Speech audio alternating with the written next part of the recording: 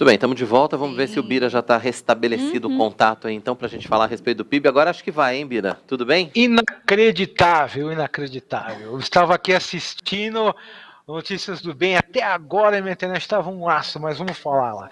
Eu não Vamos sei lá. até onde a gente falou, até onde a Não, gente... nada. Nada? Então, Nada. Tainá e Quirino, bom estar aqui com vocês de novo. Notícias do Bem, a nossa TV do Bem com notícias boas.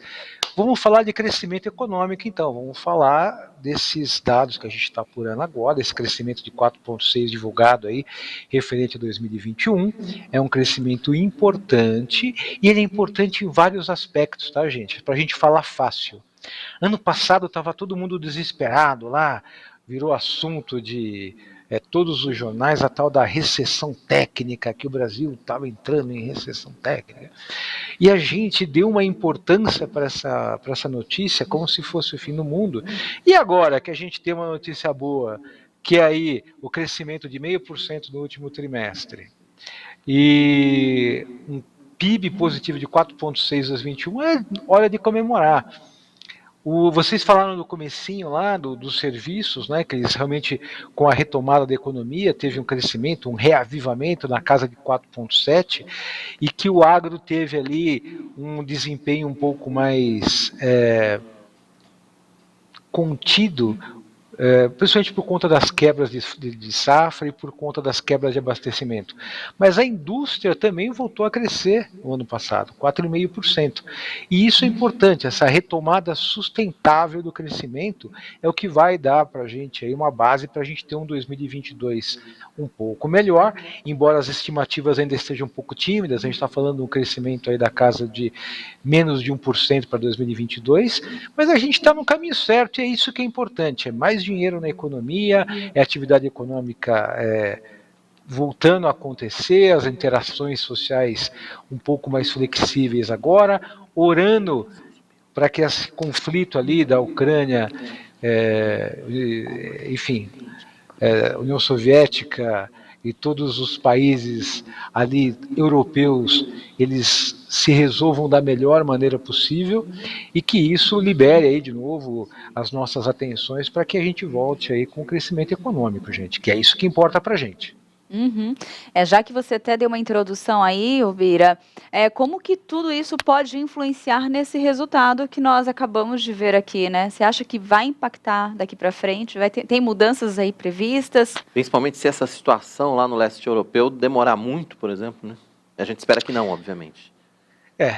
Vocês viram que eu me referi aos países como os países da União Soviética e não mais como Rússia, né?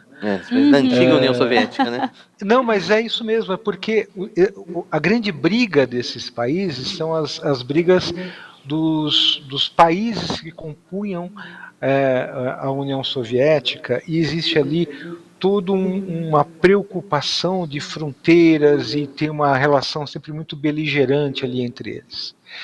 Qual que é o problema, gente, pra gente aqui no Brasil? Economia é um gatinho assustado que precisa de tranquilidade, conforto, ser bem alimentado para crescer saudável. Qualquer tipo de barulho, qualquer tipo de instabilidade, qualquer tipo de susto faz com que a economia freie.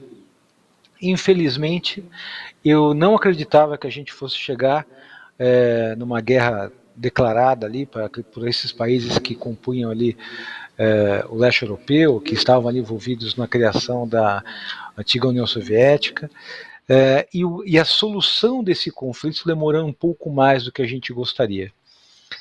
Impacta sim, impacta porque toda a economia, todos os nossos parceiros comerciais vão observar como é que isso vai ter algum tipo de resfriamento das relações internacionais.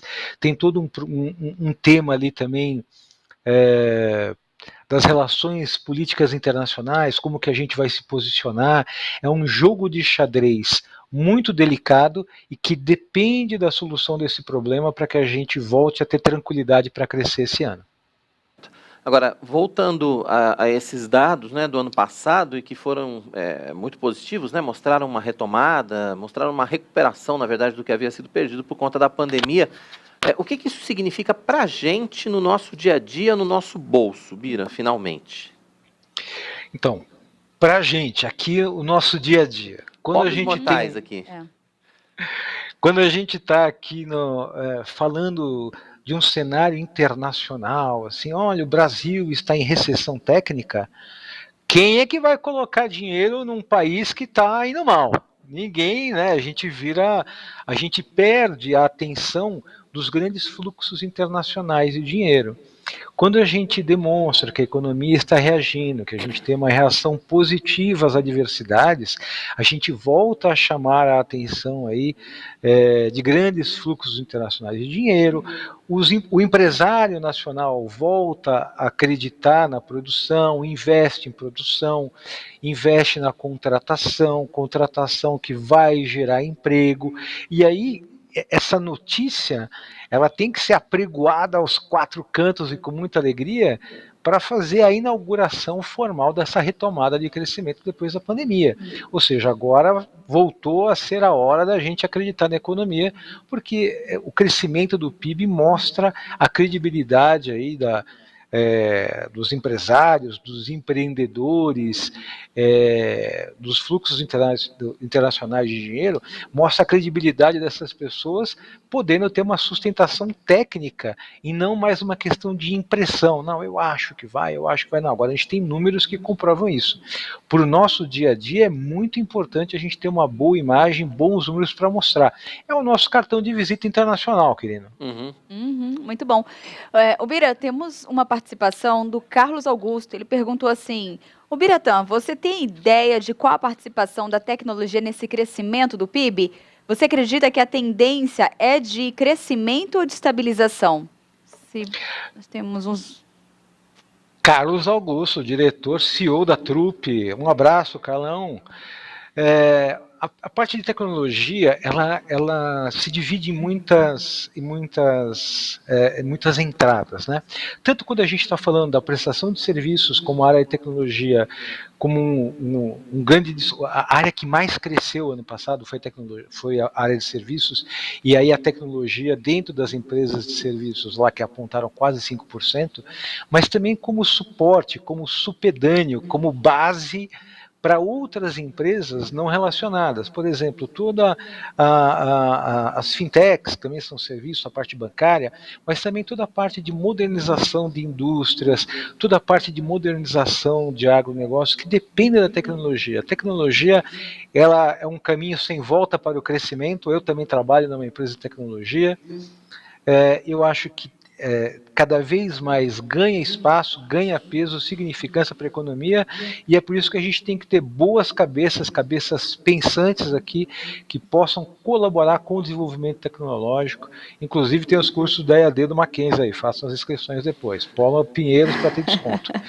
A gente tem que estar preparado para esse universo que se abre aí, para abarcar os avanços tecnológicos. Obrigado, Carlos. Se inscreve no canal, hein? Pois é, né? Olha, a gente tinha programado ficar mais tempo, mas enfim, tivemos um probleminha de comunicação aí, de conexão. Fui eu. Pois é, não, mas tudo bem. A gente vai ter já que partir para o encerramento, então queria te agradecer, Bira, pela sua participação, ainda que rápida, mas objetiva e precisa com a gente aqui, esclarecendo alguns pontos a respeito desse crescimento do PIB, e a gente volta a se falar aqui no Notícias do Bem. Você é sempre muito bem-vindo. Obrigado pela sua participação com a gente aqui. Muito obrigado, eu sou da casa, paz e bem. Deus abençoe, querido Tainá.